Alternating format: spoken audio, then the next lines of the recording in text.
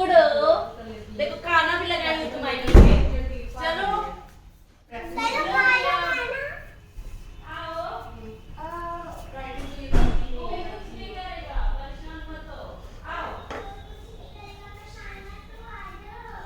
writing भी करने में घबराई है आज का